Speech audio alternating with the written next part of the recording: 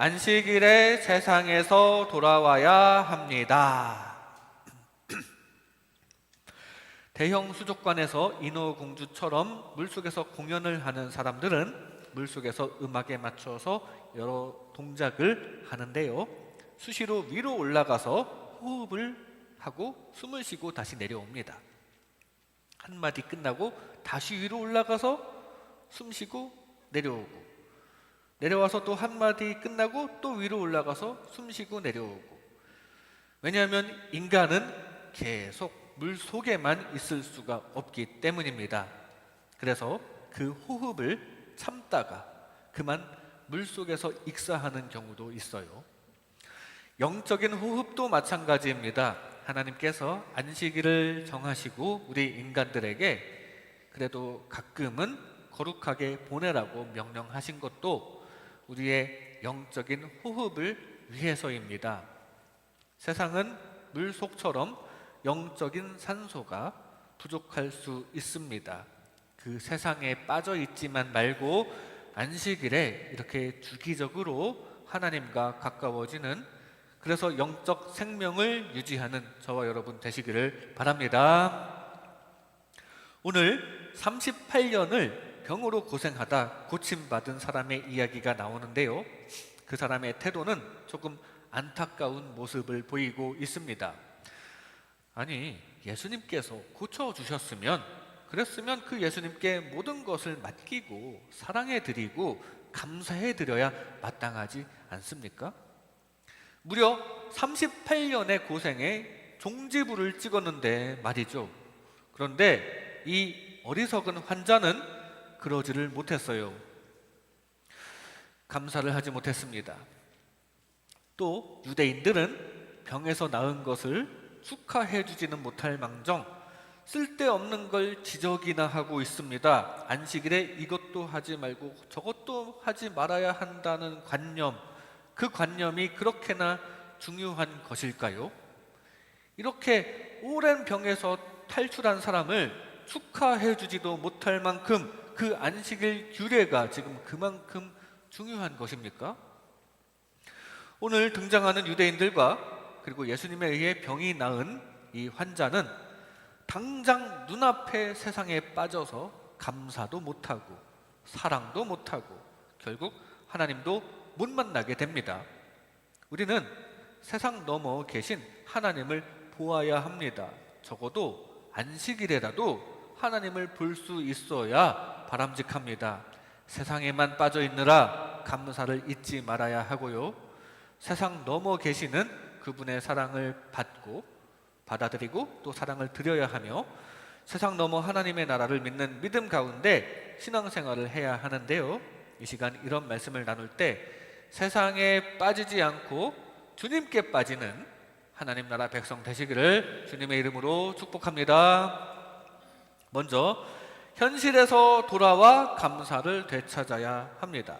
현실에서 돌아와 감사를 되찾아야 합니다. 오늘 본문 15절 말씀에 그 사람이 유대인들에게 가서 자기를 고치는 예수라 하니라. 지금 고자질하는 거예요. 이게 38년 동안 쩔쩔매다가 예수님에 의해 고침받은 사람의 행동입니다. 심지어 인간이 할 수 없는 신령한 방법으로 일어나 걸어라 하는 명령에 의해 아픈 부분이 싹 다 없어졌는데 어쩜 이럴 수 있습니까? 찾아가서 감사의 사례를 하지는 못할 망정 지금 자기를 고쳐주신 예수님에게 책임 회피를 하고 있는 중입니다. 하도 유대인들이 눈을 부릅뜨고 안식일 규범을 강조하고 있고 자신도 잡아먹을 것처럼 무섭게 나오니까 마음이 쪼그라들어서 그랬는지 이 사람은 자기가 그런 게 아니고 저 사람이 자리를 들고 일어나라고 했다면서 안식일에 이런 일을 한 건 내가 아니고 저 사람이 그랬다라면서 예수님께 지금 책임을 돌리고 있는 나약한 신앙을 보이고 있어요. 아니, 눈앞에서 무섭게 구는 유대인들이 무서운가요? 아니면 38년이나 된 병에서 권능으로 구해주신 예수님이 두려운가요? 예수님이 더 두려우신 분이죠. 예수님이 더 두려워야 마땅한데 그래서 예수님께 붙으면 더 잘 될 텐데 이 사람의 눈에는 당장의 현실 상황밖에 안 보이는 겁니다. 당장 그 유대인들밖에 안 보이는 거예요. 그리고 자연스럽게 그 현실 상황이 겁이 나서 예수님께 감사해야 한다는 것도 싹 잊어버리고 있었습니다. 병이 낫자마자 바로 현실에 푹 빠져버려서 안식일에 뭘 했다고 자꾸 추궁하는 유대인들만 눈에 보이니까 감사를 잊어버린 거예요. 예수님께 감사하기를 싹 잊어버렸고 동시에 신앙도 잊어버리고 자신이 예수님에 의해 구원받았다는 귀한 사실도 잊어버리고 앞으로도 살아갈 것입니다. 조금 전에 14절에 예수님께서 분명하게 지적하셨거든요. 네가 나았으니 더 심한 것이 생기지 않게 다시는 죄를 범하지 말라. 죄를 범하지 말라고 경고하셨어요. 모든 병이 다 죄 때문만은 아니지만 죄는 병을 야기하게 되어 있습니다. 모든 병 중에는 죄와 상관없이 하나님의 기쁘신 계획에 의한 병도 있을 수 있지만 죄는 원칙적으로 아담의 죄부터 그 결과로 사람은 병을 얻게 된 것이거든요. 그러니까 앞으로 죄와 멀어지면서 착하게 살라고 하셨는데 그게 결국에는 건강의 축복과 더불어 영혼의 축복을 끌어들이는 방법이 죄와 멀어지는 것인데 이 사람은 바로 현실에 푹 빠져서 그만 바로 죄를 짓습니다. 바로 실망스러운 일을 합니다. 유대인들에게 가서 예수님이 안식일에 자리를 들고 가라고 했다 이렇게 떠벌리는 거, 예수님께 책임을 전가하는 거, 이것도 넓게 보면 죄죠. 죄입니다. 감사는 온데간데 없고 바로 죄만 짓습니다. 이 사람 아마 건강하고 행복한 삶을 앞으로 살지는 못했을 것 같아요. 적어도 누군가에게 감사할 줄 모르는 삶은 불쌍한 삶이거든요. 참 안타까운 일이죠. 이렇게 현실에 빠지면 감사하지 못합니다. 이 사람은 당장 유대인들의 눈치를 봐야 하겠다는 그 현실에 빠진 나머지 더 값진 감사라는 것을 빠뜨렸습니다. 그리고 감사하지 못하면 결국에는 내 손해입니다. 감사의 마음을 갖지 못해서 마음 손해고요. 상대방의 마음도 얻지 못해서 손해입니다. 그러므로 우리는 현실에 빠지기에 앞서 철저히 감사를 할 줄 알아야 합니다. 감사하여, 특히 하나님께 감사하여 주님과 가까워지시기 바랍니다. 예수님께서 10명의 나병 환자를 고치셨을 때 그 중에 단 한 명만이 예수님께 찾아와서 감사를 드렸는데요. 그때 예수님께서는 나머지 9명은 어디 있느냐면서 섭섭해 하셨습니다. 어디 있었을까요? 그 9의 변명이라는 작자 미상의 글이 있는데요. 그 글에는 이 9명의 환자가 왜 예수님께 감사하러 오지 않았을까를 상상하면서 왜 못 왔을까를 설정해 본 이야기가 그 이유가 나오는데요. 거기에 보면 어떤 이는 그동안 가족들이 자기를 버리지 않고 잘 있는지 확인하느라 감시하느라고 감사를 잊어버렸고요. 어떤 이는 자신의 재산이 그대로 남아있는지 그걸 확인하느라 감사하기를 잊어버렸다고 합니다. 어떤 이는 감사하려고 했는데 살해하러 예수님을 찾으려고 했는데 세상 일에 치여서 바빠서 차일 피일 미루다가 감사를 잊어버렸으리라 라고 그렇게 상상을 하고 있는데요. 아마 그 상상이 맞을 것 같아요. 각자 현실에 푹 빠져서 감사하기를 잊어버린 겁니다. 만약에 예수님께서 그 사람들을 다시 만나시면 예수님은 넓은 마음을 가지셨으니까 또 도와주실 수 있으시겠지만 그렇게 썩 내키지는 않으실 거예요. 감사하지 않는데 뭘 더 도와주고 싶으시겠습니까? 여러 사람이 어떤 문을 통과할 때 간혹 가다가 뒷사람을 위해 문을 잡아주는 경우가 있습니다. 여러분들처럼요. 뒷사람을 위해 배려를 해주는 문화가 있어요. 만약에 거기서 문을 확 놔버리면 닫히려는 문과 부딪힐 수가 있거든요. 뒷사람이 불편할 수 있기 때문에 잡아주는 경우가 있는데, 특히 외국에는 이런 에티켓이 당연하게 여겨지는 나라도 있습니다. 그런데 그거 고마운 거잖아요. 앞에서 문을 잡아주는 거 고마운 거예요. 그런데 그렇게 잡아줬는데도 핸드폰으로 통화하는데 거기만 푹 빠져서 눈빛도 안 마주치고 그냥 휙 들어가 버리면 잡아준 사람은 기분이 어떻겠습니까? 그 다음부터는 그냥 문을 알아서 열든 말든 적극적으로 해주고 싶지가 않아집니다. 그런데 통화 중이라도 눈빛이라도 보내주고 눈빛으로라도 감사합니다 표현을 해주면 앞으로도 계속 문을 열어주죠. 무슨 얘기입니까? 감사를 표현하면 계속 감사할 일이 생긴다는 얘기입니다. 그러니까 오늘도 하나님께 감사하세요. 별거 아닌 것부터 다 감사하는 게 좋습니다. 그게 이득이에요. 하나님의 마음을 얻으시기 바랍니다. 각박한 현실만 바라보느라 감사라는 좋은 감정을 삭제하지 마시기 바랍니다. 내 마음속에서 감사를 지워버리지 마시기 바랍니다. 특히 주님의 날에 현실에서 한 발짝 물러나서 보면 감사할 게 있어요. 주님께 감사하는 시간을 가져보시기 바랍니다. 그러면 하나님께서는 분명히 기뻐하실 것입니다. 그래서 하나님께서 기쁘셔서 여러분들에게 더 감사할 것을 주시게끔 만드시는 하나님의 슬기로운 자녀 되시기를 주님의 이름으로 축복합니다. 현실에서 돌아와 감사를 되찾아야 합니다. 다음으로 욕심에서 돌이켜 사랑을 되찾아야 합니다. 욕심에서 돌이켜 사랑을 되찾아야 합니다. 오늘 본문 요한복음 5장 17절 말씀에 예수께서 그들에게 이르시되 내 아버지께서 이제까지 일하시니 나도 일한다 하시매, 예수님께서는 하늘 아버지께서도 계속 사랑의 일을 하시고 예수님 자신도 마땅히 사랑의 일을 하시는 게 맞다고 주장하십니다. 안식일을 포함한 율법 규정의 최대 목적은 바로 사랑이니까요.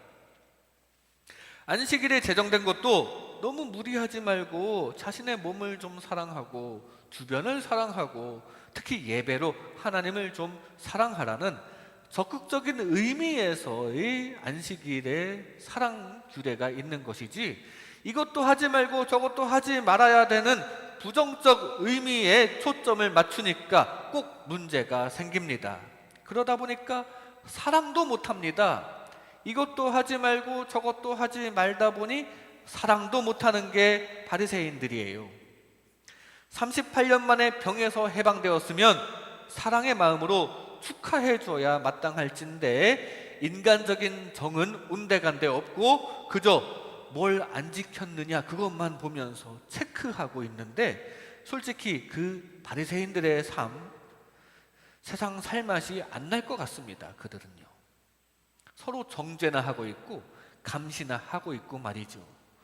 그러지 말고 서로 기쁨을 주고받는 게 살맛 나는 세상을 살아가는 방법이지 않을까요?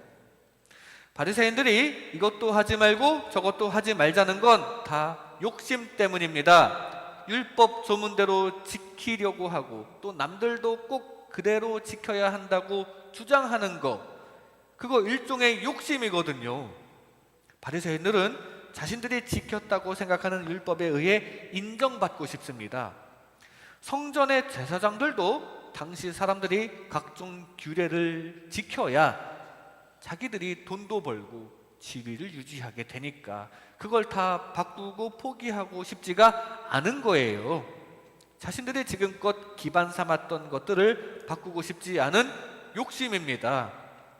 그리고 그 욕심이 이것저것 다 하지 말자고 하면서 사랑도 못하게 합니다. 욕심이 예수님의 사랑을 방해하고 있는 중이에요. 이렇게 욕심에 빠지면 사랑하지 못합니다. 욕심은 이기적인 것이고 사랑은 기본적으로 이타적인 것이라서 서로 상극이거든요. 이기적인 욕심을 극복하여 하나님처럼 사랑을 나눌 수 있기를 바랍니다. 하나님께서 율법을 주신 이유는 그걸 가지고 바리새인처럼 욕심부리라고 주신 게 아닙니다. 우리는 율법의 내용에 집착하기에 앞서 율법의 목적은 사랑이라는 것을 똑바로 알아야 합니다. 항상 숙지하고 있어야 해요. 율법의 목적은 사랑이다.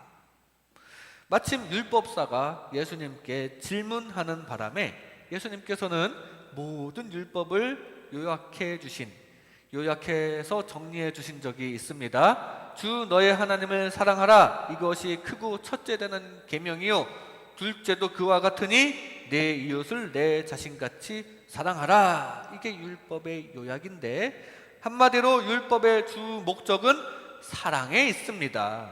그런데 바리새인들은 율법의 목적인 사랑은 안중에도 없고 그저 율법의 문자 그대로를 어떻게든 잘 지키는 척을 할까에만 집중하고 있습니다. 세상에서 칭찬받으려는 욕심 때문에요. 그러나 이건 하나님 앞에서는 참 안타까운 일입니다. 율법으로 욕심 부리느라 정작 사랑을 행하지 못하는 안타까운 일이라는 사실입니다. 간음한 여인을 정죄하기 위해 예수님 앞에 끌고 나온 사람들의 주장은 모세는 율법에 이런 경우에 돌로 치라고 했습니다 라고 주장을 합니다. 율법을 들이밀면서 죄 지은 사람을 죽이려고 합니다. 동시에 자신은 상대적으로 의로운 사람인 척을 하고 그러고 싶은 욕심을 추구하고 있는 거예요. 그러나 예수님께서는 죄 없는 사람이 먼저 치라고 말씀하시므로 모두가 양심에 찔려 감히 더 이상 정죄하지 못하게 하셨고요. 이 여인을 사랑으로 용서하셨습니다. 이게 예수님께서 우리에게 본을 보이신 사랑입니다. 율법을 욕심으로 적용하여 막 정죄하고 자신은 의로운 척 하지 말고 율법을 사랑으로 적용하라는 것이 하나님의 원래 뜻입니다. 예수님께서는 그래서 십자가 용서와 함께 사랑을 베풀어 주신 거예요. 욕심 때문에 사랑하지 못하는 일이 없기를 바랍니다. 그런데 예수님께서는 그래서 안식일에 더욱더 사랑할 것을 가르치십니다. 회당에서 손 마른 사람에게 어떻게 하시는지 예수님을 감시하는 사람들에게 안식일에 생명을 구하는 것과 죽이는 것 중에 어느 것이 옳으냐라고 질문하시는데요. 안식일에는 적극적으로 생명을 구하는 사랑을 행하는 것이 옳다는 말씀입니다. 안식일에 예수님께서는 38년 된 병자의 진정한 안식을 위해서 일하신 것입니다. 우리는 안식일에 이렇게 예배 현장에서 하나님께서 주시는 복을 받아야 하는데 하나님께서는 지금 이 안식일에 복을 주시는 일을 하시는 거거든요. 안식의 초점은 이렇게 적극적인 사랑에 있음을 기억하시기 바랍니다. 하나님께서 주시는 사랑을 받으시기 바랍니다. 우리도 그 하나님을 적극적으로 사랑해드리고 안식일에 그 사랑을 이웃에게도 적극적으로 나눌 수 있기를 바랍니다. 그것이 안식일에 우리가 특히 해야 할 일입니다. 사랑하지 못하면 자기 손해입니다. 이 얼룩진 세상에서도 나름 사랑할 만한 대상은 많습니다. 그리고 하나님께서는 우리 인간에게 사랑할 수 있는 귀한 감정을 주셨어요. 마음껏 사랑하시기 바랍니다. 욕심이 항상 사랑을 방해합니다. 욕심으로 무언가를 추구하려다가 사랑을 잃어버리면 그게 더 손해입니다. 바리새인들처럼 서로 미워하느라고 감정 소모하면 그거 자기 손해예요. 최소한 안식일에라도 일주일에 한 번이라도 욕심보다 사랑을 한번 추구해 보시기 바랍니다. 이웃사랑, 하나님 사랑, 자기 자신 사랑에 소홀하지 말고 안식일일수록 더욱더 하나님과 사랑으로 가까워지시는 하나님 나라 백성 되시기를 주님의 이름으로 축복합니다. 욕심에서 돌이켜 사랑을 되찾아야 합니다. 마지막으로 하나님을 의식하며 믿음을 되찾아야 합니다. 하나님을 의식하며 믿음을 되찾아야 합니다. 오늘 본문 18절 말씀에 유대인들이 이로 말미암아 더욱 예수를 죽이고자 하니 이는 안식일을 범할 뿐만 아니라 하나님을 자기의 친아버지라 하여 자기를 하나님과 동등으로 삼으심이로라. 예수님께서 내 아버지께서 라고 했다고 지금 이러는 거예요.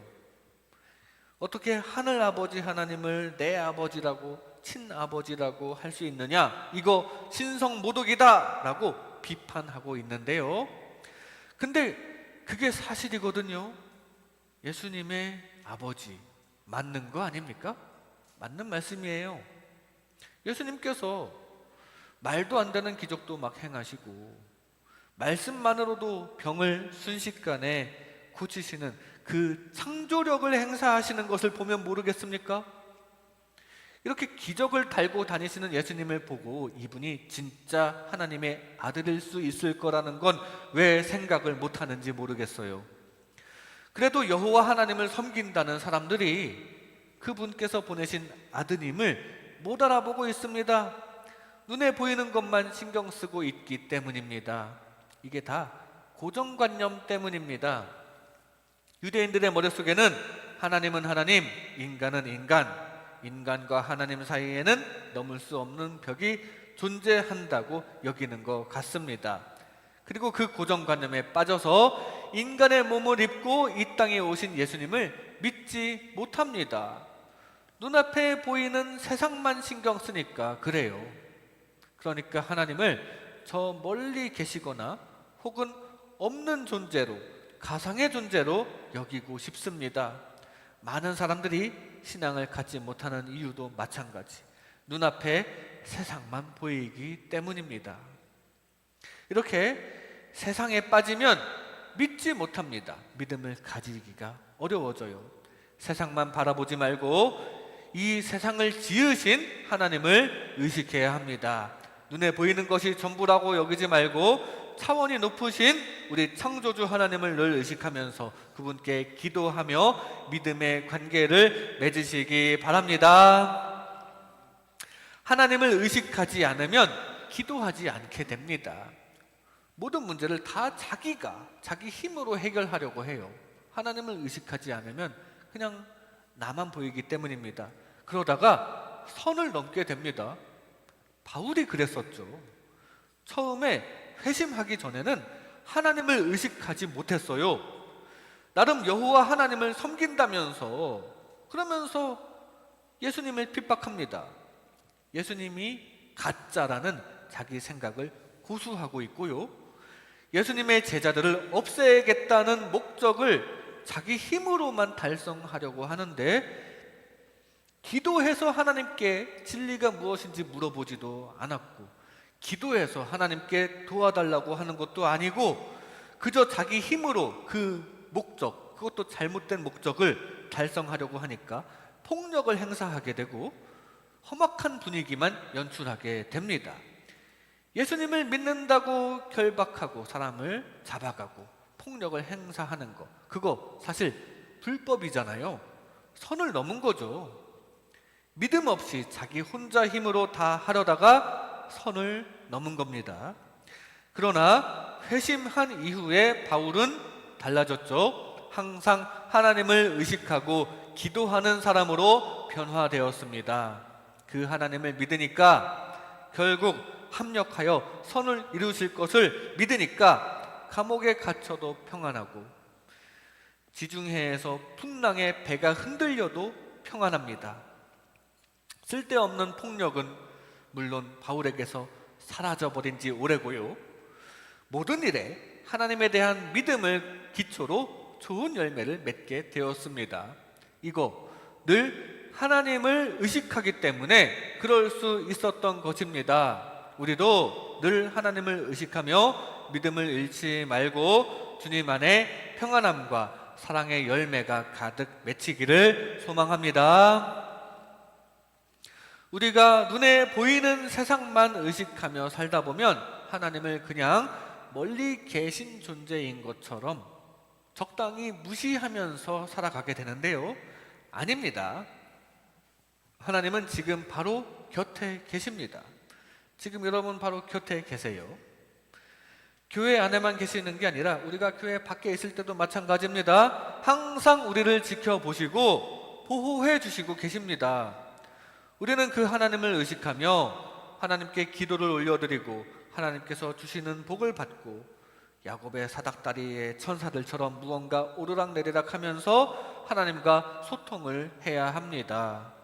늘 하나님을 의식하며 결국 하나님을 만나는 구원의 완성을 향해 나아가는 하나님과 함께하는 하나님 나라 백성 되시기를 주님의 이름으로 축복합니다.